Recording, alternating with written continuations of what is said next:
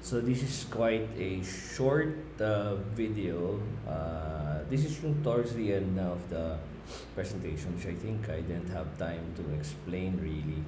Ito yung uses and purposes of research. I would like to have to explain a bit of the ideas there. No? So first of all, yung uses and purposes of research in terms of the exploring some possible solution to existing problem. I think we've drilled down this one to its ultimate meaning. I think wala na tayong kailangan explain pa dyan, but it explores possible solutions to existing problems, describes, records, and explains some existing phenomenon. Okay, recording, explaining some existing phenomenon and its underlying causes without necessarily immediately assigning the causes when you don't have the evidence, no? Kasi mahirap, ngayon pa lang, earliest now, I'd like to be clear in saying if it's like a descriptive research, no? Or simple correlation doesn't assign any causality there. So wala tayong pag-uusapang causes, effectiveness. Don't, avoid those words because they cannot be proven immediately on paper. Relationship maybe will do, no? O kaya if there are just two variables, you just say, example motivation and performance. That's it. You don't even have to say the relationship of motivation and performance because yun na yun motivation and performance. That's it. Diba? Motivation and performance of employees at City Hall in Calambas City, Laguna. Diba? For the period first quarter 2022. Parang ganun. Diba? I'm not saying yun yung gawin nyo, pero you're assigning relationship. Well, hindi mo assigning siguro hanggang do sa dulo, exploration pa rin you don't really say underlying because you don't really look at it that way. By the way, itong view na to ay student view nire-record ko lang screen so pasensyaan nyo na wala magiging matagal kasi pag nag-record pa ako sa PowerPoint, da-download ko pa ganyan. Okay. Tapos, okay. Third, predicts and controls phenomena through the use of scientific investigation. Again, I'd like to explain this a bit because magkaroon tayo ng confusion Ano ba ibig sabihin ng predict and controls phenomenon? In the first place, hindi mo naman makokontrol yung phenomenon, di ba? What you're trying to control are the factors around it, right? So that, example, may phenomenon, nakikita mo yung mga bata na mataas ang motivation, mataas din ang performance sa klase, right? So ngayon, ang gagawin mo, kung alam mo na ang motivation talaga is a key, alam mo na, yun na yung pinag-uusapan natin, right? Ngayon, gusto mong malaman kung yun talaga, So you will control by getting samples ng matataas ang motivation at saka mababa yung motivation. Talagang extreme cases, right? Yung mataas ang mababa kasi yun yung controlling. And then, just so hindi problema, for example, ang gender. Kunwari, ang gender is not in the question.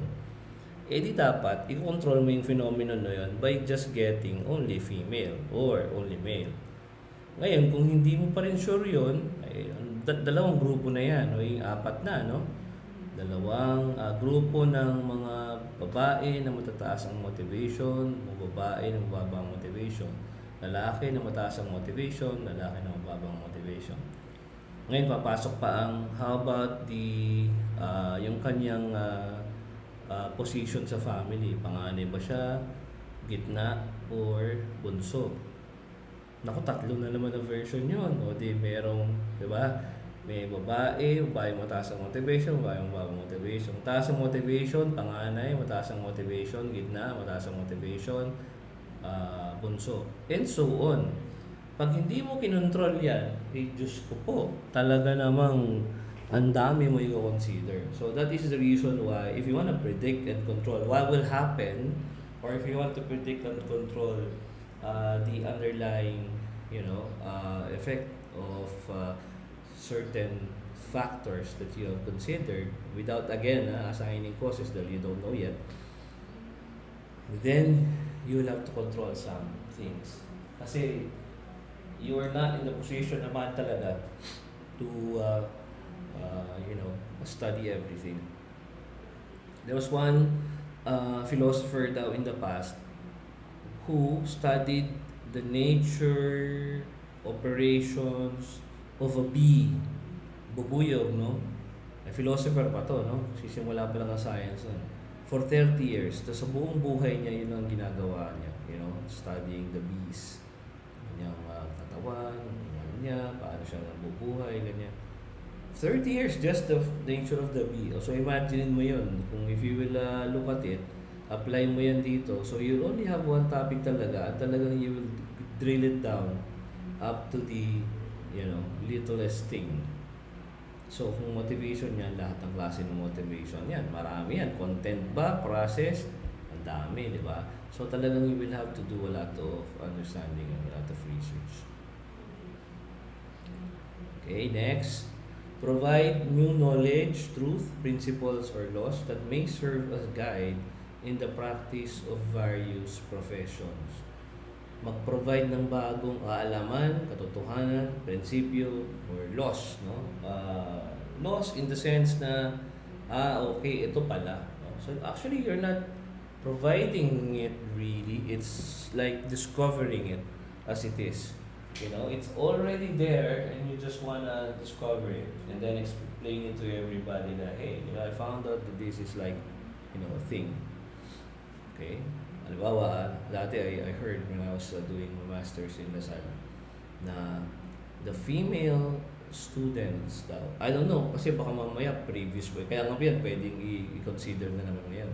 Miss Dr. Alan Bernardo, one of the luminaries in psychology, did this. Lalaki daw, ang magandang style ng pag-motivate sa kanya na maging performer, sa school is alam mo yun, yung klase ng management na magulang, no? Parang parenting management na hindi siya masyadong pinakikialaman, yung hindi siya masyadong ginaguide naman, alam mo yun, nandiyan na siya sa paligid yung magulang, pero hindi siya yung tipong, anong assignment ngayon? Patingin nga, tinan ko, nagawa mo na ba yan? Yung gano'n. Hindi gano'n. Kasi usually daw, hindi nagiging performer yung lalaki. Yun ang kanyang findings sa 18 colleges, schools, universities ng Lasal sa buong Pilipinas.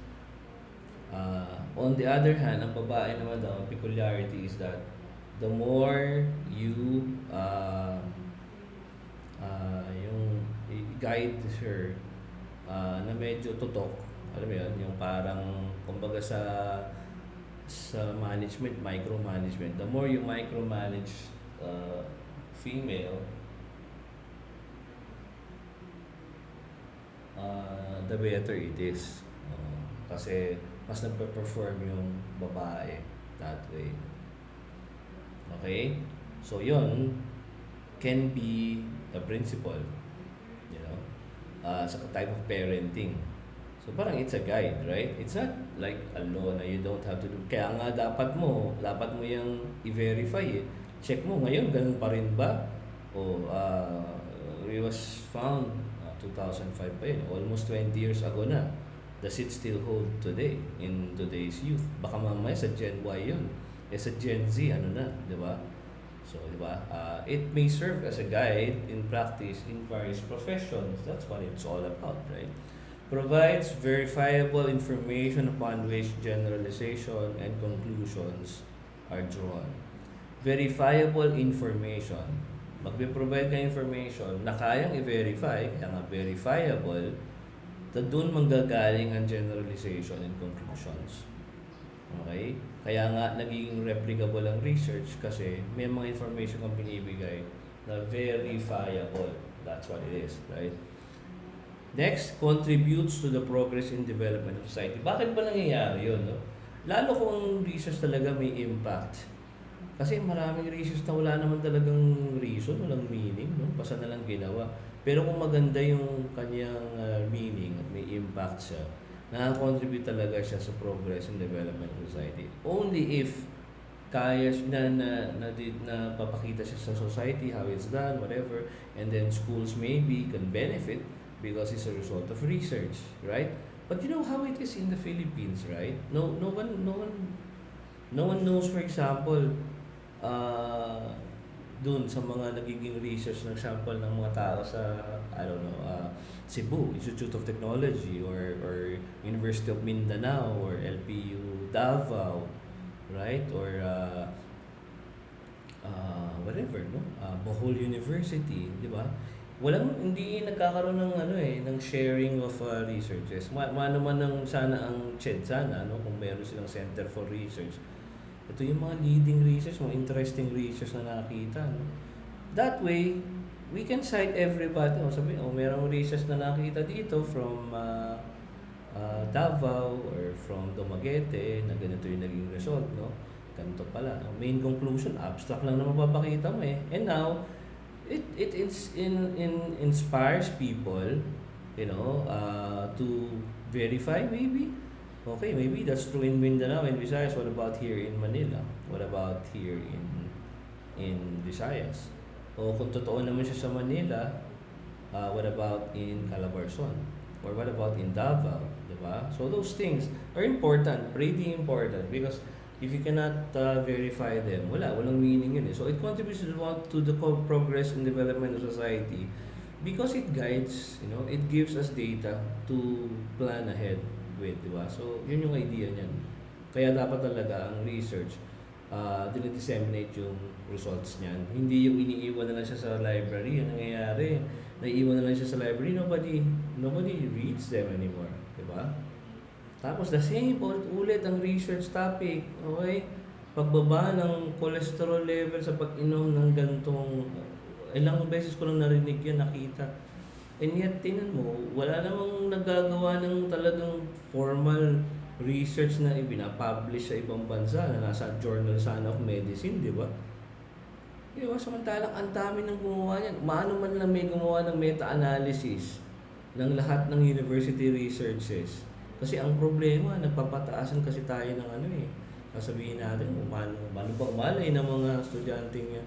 Malay ba nila kung tama? Malay ko ba kung tama yung ginagawa nila? Kaya nga, ang ibig sabihin, the faculty members should be able to guide the students.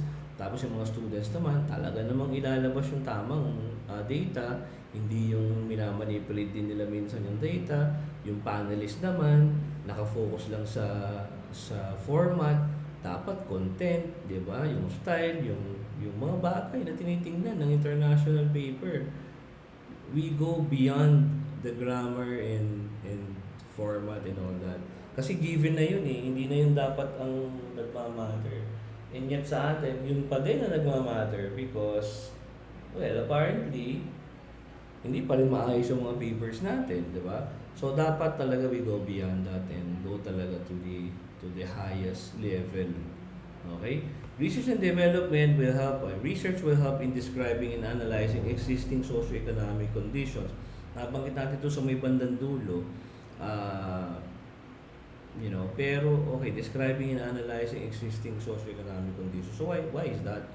Because lalo na pag tayo ay nagre-research, we are trying to fulfill the trifocal function of universities, which is instruction, community extension, community involvement, and research. There used to be a time when ito yung ito yung kanilang major criticism sa mga universities. That universities, ito yung mga yung mga time pa ng mga monks nung araw, that they stay in their quote-unquote ivory towers, never understanding the plight of humans in the real world. So, ibig sabihin, nagiging sobrang highfalutin ang mga researches nakatingin sa sa mga planeta, sa mga stars. Yan ang mga research ng araw. Nakatingin ng telescope sa other planets. While in the streets, just below the university tower, people are dying. Diba? May kita mo yun yung ano yun yung isang factor naman, isang aspect naman sa discipline ng research. While yes, we promote, whatever it is that we promote, the mission to the moon, to Mars and all the other planets, that AI or producing, genetically modified food so that it becomes, vitamin enriched, and with just a few inputs we will be able to feed the world. Maganda yun eh. However, while we're doing that, let's not forget that we are still in 2022. Nasa 21st century tayo, the beginning years, the first quarter, 25 years the first 25 years of the 21st century. And hunger still all around. And there's hatred, there's war, and there's, the adverse socio-economic conditions all over us. So while we train our sights towards the sun and the planets and the stars, we should also remember the poor and dying and the unhealthy in our midst. And that's why dapat meron pa rin analyzing existing conditions. Now sa business, lalo na nandito tayo sa business, there is a way for us to input that. We dare not forget. Kumbaga, I will not do all the rhetorics right now. I will not also do into the details because your papers, your researches, they belong to you, and yung mga topic na they belong to you. So as much as possible, put it at the back of your mind, and say, teka, may binanggit nga pala about socio-economic condition. How does this paper help? Kasi yun yung trifocal eh. Whatever you do, you serve the community where you are, okay? And then you also improve instruction. Ayun, diba? And then yung instruction naman improves research and understanding of society at large, right? Okay, so data from research can serve as inputs when planning or designing programs, especially for the government, especially for the society where we are located. Idea niya. The particular needs and interests of a specific community for whom the development is intended may be obtained through research. So, kung yan ay small and medium enterprise, the better, no? Kung nasaan tayo, kung tayo nasa Calamba, Laguna, di syempre, Calamba yung ating focus. Kung tayo nasa Davao, di Davao ang focus natin. Nasa Cebu, diba? Kung nasaan man tayong lugar, NCR, wherever we are, or wherever we train our sights to be, we should be where it is, and we should target development in the community. Okay? The implementation of projects will be effectively done when it is guided by some data specific to the project and the community it will serve. This has something to do with applied research, no? And of course, not all our researches, not all our capstone projects are for the community. But even if it is not, again, put it in the back of your mind how whatever the results of your research will be can help the community at least to gather information and input and data to somehow alleviate poverty or analyze things, what's happening in the business environment of the city or the town or the province, in order to plan better, in order to give better programs. That's it. Okay, the monitoring of projects will be more efficiently done if it is aided by an accurate information such as the status of a project, completion rate, and other relevant data. So when we monitor our projects, syempre mas maganda kung accurate yung information, okay? Yung status ng project, nasaan na, phase by phase, completion rate. Every project needs to be evaluated. This phase, to be effectively done, will utilize data to determine the success of said projects. Subsequent data will be used in future decision making. So all our projects, all our researches are considered to be project and it needs to be evaluated. In reality, pag tayo nagagawa ng thesis, masama kapag defend na sa dulo, tapos na. Pero sa tunay na buhay, if you look at it from the perspective of what research should be, and it's not just like that, it has to pass, efficiency, accuracy, completion rate. Yung completion rate, sigurado na yan eh. But the evaluation, the impact of the research, the usage of the research. Kaya ko dito nilagay ang library eh. Do you know, a peculiar metric in the library. Maybe you don't know this, guys, no? But in accreditation, kasi accreditor ako, although hindi ako accreditor ng library, one of the things that they look at are the usage statistics of the books in the library. Siguro sasabihin nyo, paano po yun? Siya, wala naman nagbabasa ng lahat ng libro. Totoo nga, kaya talaga mababa ang usage yun eh. In reality, yung mga schools nagko-comply lang sa standards na sinasabi ng PAR, yung standards ng mga librarians. Pero, kung tutusin, wala naman babasa ng libro. And, sabi nga sino nga ba itong nagpunta sa school namin dati? Si Jessica Soho, superstar. Journalist par excellence. When she came, she was making this very inspirational talk to our mass comm students. She said something like, what's the most important thing that you need to do in order for you to write good scripts, good stories, So, you have to spend a lot of time reading. Kailangan daw talaga read. Even though you don't, parang gusto mo maging magaling na writer, the first phase of your life should be spent on reading. And I tend to agree with that, di ba nung tayo ay hindi pa tayo marunong magsalita, bago tayo matuto magsalita, we're just observing. Look at the baby, the baby is just observing.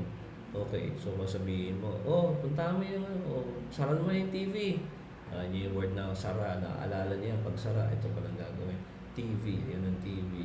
Punta ka sa ref, nandun yung ice, kuha ng ice para kay daddy. Punta ka sa ice, papalabas niya yung tubig. Hindi, yung ice. Diba? Hanggang sa natutunan na niya.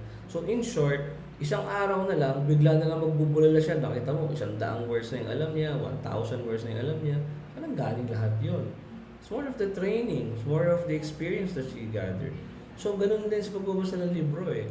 If you are fond of reading books that are good, lalo English, you don't know how you would be able to put words, into statements and statements into paragraphs. But then suddenly you do because of those experiences that you have done. Maybe sa umpisa, binabasa mo lang dyan, ako anong araw, mga comics lang, Batman and Robin na comics, sa Superman, yung mga ganun sa library namin. Pero, nakatulong pala talaga yun, nakakatulong pala talaga yun. And my daughter naman, I raised her up, speaking only in English with her. Until now, nakasanayan na niya. So ngayon, if you listen to her, she sounds like a foreigner. Pero she can speak Tagalog na, kasi naawa na sa kanya nung nag-aaral.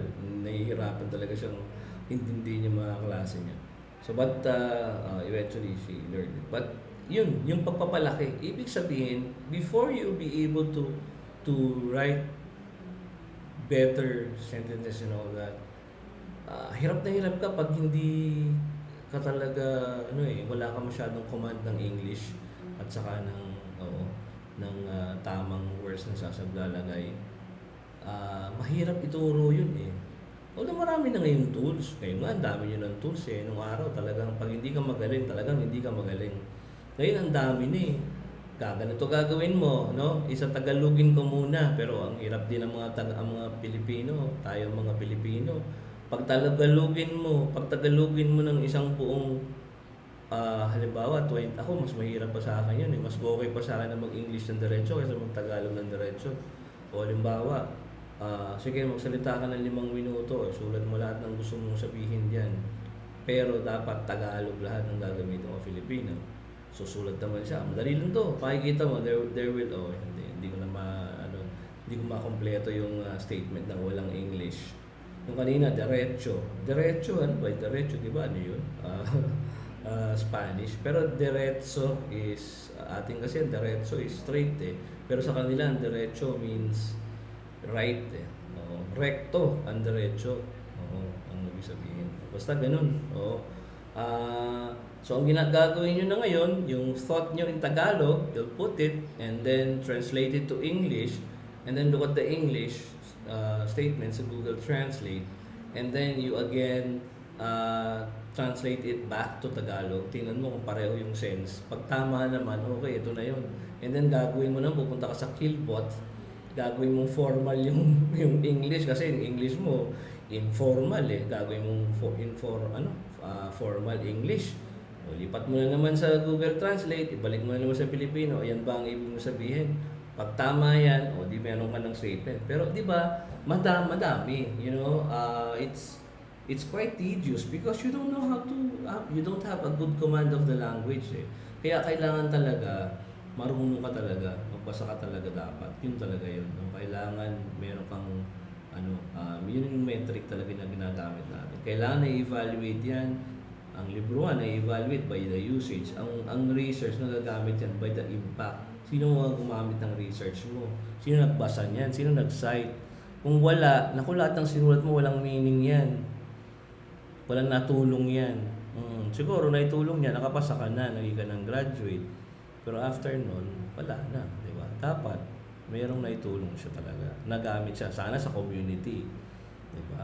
And finally, ito yon yung research dissemination. Dahil natin napag-uusapan to, pero ano ba ang gusto natin mangyari? What is our goal? Our goal should be that we will be able to publish it.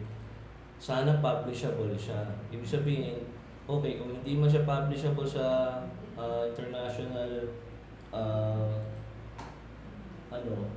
journals agad, at least naman, sana, at least na-publish siya din sa local natin, journals, lalo na sa journal ng school.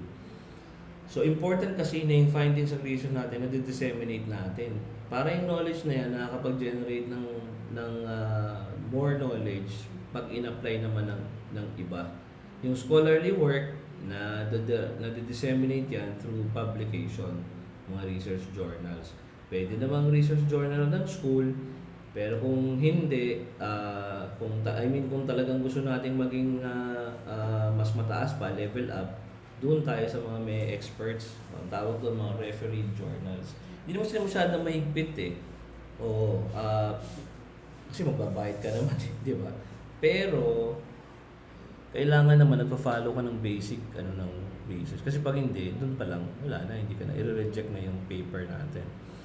So yun lang guys, that's all I wanted to say here. Dapat in-highlight natin to eh, pero syempre no time na. So yung uses and purpose of research, importante talaga to. Okay? That's it. Thank you.